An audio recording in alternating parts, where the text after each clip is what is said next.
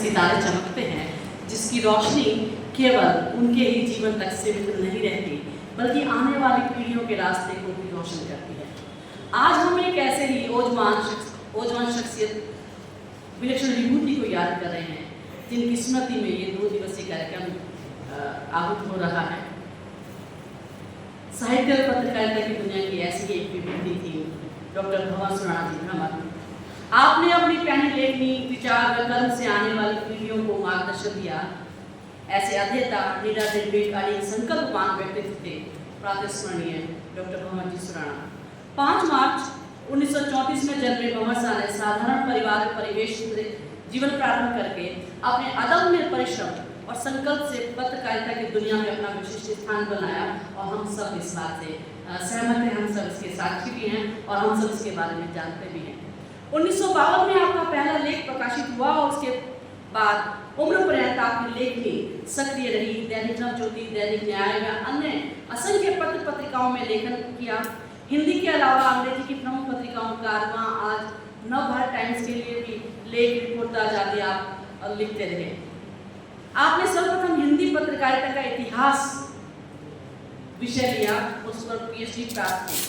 बतौर अखबार के संवाददाता आपने बेहद ज्वलंत मुद्दों की निर्भीक, निडर, सशक्त संवाददाता का आपने कर्म किया। और जैसा कि अभी शकुंतला जी ने भी कहा कि जब भारत पाकिस्तान युद्ध था तो सीमा पर जाकर भी आपने रिपोर्टिंग की।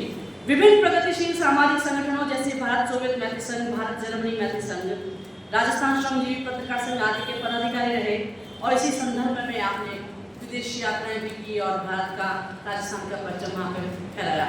महावीर इंटरनेशनल जैसे प्रतिष्ठित सेवा संस्थान के संस्थापक सदस्य भी आप रहे। नवाचारों में अग्रणी भंवर साहब पहले ऐसे पत्रकार थे जिनके स्कूटर पर प्रेस लिखा हुआ था। राजस्थान विश्वविद्यालय में पत्रकारिता की कक्षाएं प्रारंभ कराने का श्रेय तथा राजस्थान विधानसभा में PNT के तार तथा टेलीप्रिंटर लगवाने का दूरदर्शितापूर्ण कार्य भी आपने करवाए।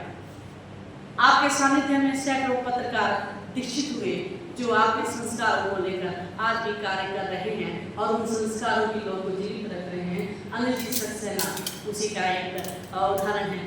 और किसी ने ठीक ही कहा है कि कलम की स्याही का रंग खून से गहरा होता है, जो इतिहास बदल दे वो शब्द ही असली चेहरा होता है। निष्ठा, लगन, सत्यता के साथ कार्य करने वाले सुराणा जी पत्रकारिता व साहित्य का दैदीप्यमान नक्षत्र हैं, जिन्हें सम्मानित करते हुए मानक अलंकरण, लायंस क्लब पुरस्कार, अणुव्रत, विश्व भारती सम्मान जैसे असंख्य सम्मान पुरस्कार स्वयं गौरवान्वित हुए होंगे। आपकी लेखनी में सामाजिक सरोकार, समकालीन जीवन का सत्य, राजस्थान की माटी की सोनम, पीड़ितों, वंचितों के हक की आवाज, न्याय के लिए हुंकार और अन्याय के विरुद्ध ललकार का सानुपान था। डॉक्टर भवन सुराणा भ्रमर जी का व्यक्तित्व व कृतित्व हमें सिखाता है कि कलम की असली ताकत समाज को बदलने में है। उनकी पुण्य स्मृति को नमन करते हुए हम प्रेरणा लेते हैं कि उनकी सोच की रोशनी, वो जो मशाल, वो चेतन करते गए थे, हम उसको सदैव चेतन रखेंगे और आने वाली पीढ़ियों तक उसे पहुंचाने का प्रयास करेंगे। और अंत में मैं अपनी पंक्तियों से पिता को समर्पित कर से आपसे विदा लेती हूँ। उनके बारे में जितना भी कहा जाए मुझे लगता है कि कम पड़ेगा। कि ना पूजा ना आरती, ना जानू जब ध्यान, ना पूजा ना आरती, ना जानू जब ध्यान, बापू हाथ पढ़ूं सदा, सांभळते भगवान बापूजी, सांभळते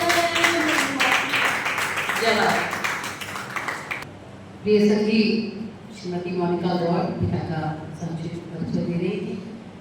पिता जो शब्द शिल्प विन्यास थे, मरुथल में मधुमास थे, शब्दों की सुवास थे, संघर्षों का प्रवास थे, घोर निराशा के युग में अटूट अटल विश्वास थे, किरणों का आभास थे, अंधियारे में आस थे, अंतर्मन का तमहर थे, प्रबल प्रखर प्रकाश थे, प्रबल प्रकाश। तो पिता की स्मृतियों को बहुत नमन करते हुए, वो पिता जो दुनिया को बताते रहे मझधार पिताजी, मझधार में बनके रहे पतवार पिताजी, थे गुरु, ऐलान, नसीहतें और सहारा, थे लेखनी और कभी अखबार पिताजी। मैं बताना चाहूँगी कि विशेष तौर पे जब राजस्थान में पत्रकारिता का पाठ्यक्रम आपने प्रारंभ करवाया था, तो हमारे पिता का जो कमरा था, कक्ष था, उसकी 3 महीने में छत भर जाया करती थी, छत तक अखबार आते थे।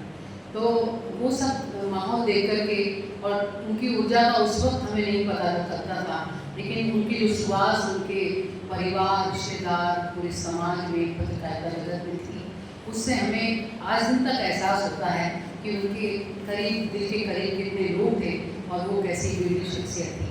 और इसीलिए उनका हर साल मन होता है कि हम ये आयोजन करें, उनकी स्मृतियों को जीवन बनाएं आप सबके बीच में। बहुत बहुत धन्यवाद मोनिका। और